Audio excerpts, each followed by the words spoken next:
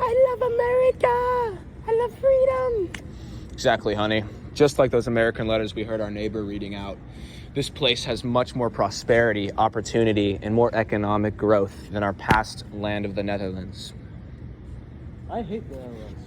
I'm so glad it's over, Father. Yes, my Eliathan. I'm so glad that I had enough money to keep you out of the steerage and your mother. It was dirty there and disgusting.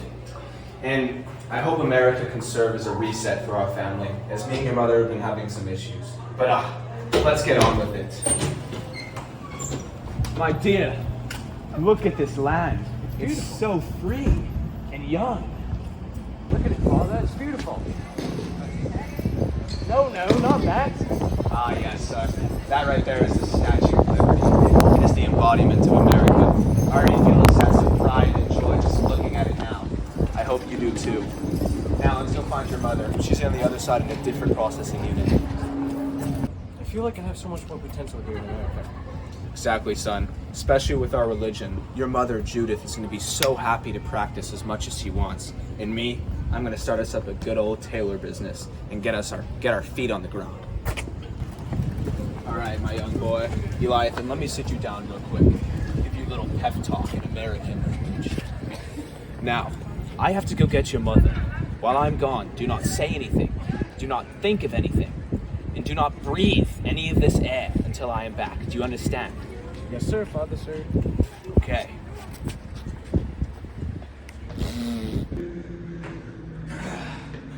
Judith! Give me some sugar. Come on, let's go find Eliathan, honey.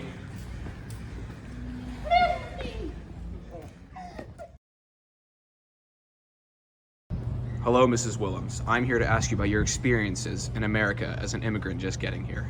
Hi, my name is Judith Willems, and I am the wife of Herman Willems. I have 2 children, but one of them tragically passed away. And, it's okay. Boys rule, girls drool. I prefer my son.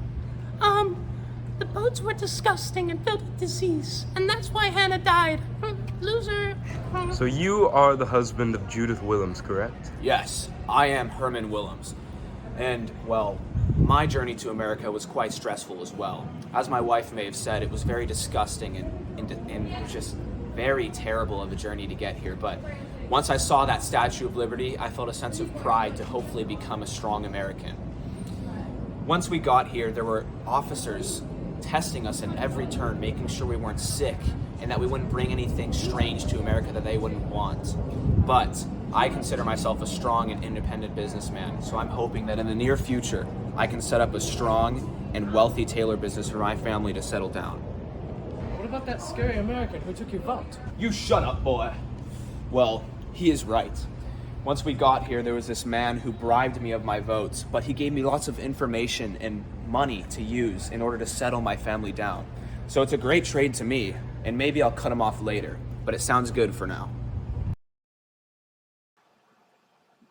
Hi, I don't believe I've been properly introduced. I'm the son of Herman and Judith Willems. The settlement houses over time taught me to appreciate my passions and learn how to play piano. Those settlement houses helped me figure out who I am, and over the past 6 months, I'm now a proud American. I am also a concert piano accompanist for a theater down the road, and I studied at Juilliard Music Conservatory in New York. I love Maine and the neighborhood we moved into during the last 2 months. Even my father started to make quite a bit of money from tailoring, and he soon realized through the newspaper how important voting was and that he shouldn't be able to trade it for anything else. My father spoke great English at that point and knew his way around, so he closed the business and quickly moved to Maine so we could get away from the political boss who took his vote. Our tailoring business was not easy at first. We were given a lot of dirty looks by a lot of Americans, especially for wearing our traditional Netherlands clothing. For instance, my husband one time got in a scuffle with a young American, and he has scars ever since. I didn't want to mention this in front of my family, but I was faced with a political boss months ago. He said his name was Barack Obama, and he offered my family a lot of money if we voted for the candidate in his election. I, of course, heavily considered this offer, as it would mean a lot of money for our family. But I eventually declined, as my husband wanted to vote for the opposing candidate. Eventually, I found out that he scammed a lot of other immigrant families who voted for another candidate, which I'm glad I avoided. I will never go against my husband's ideals. I'm always on his side. I know that he would be mad at me if I ever told him, so I'm taking this secret to my grave. Mr. Willems, did you know that a political boss has easily turned your wife against you in the recent voting, and she definitely didn't vote for your candidate?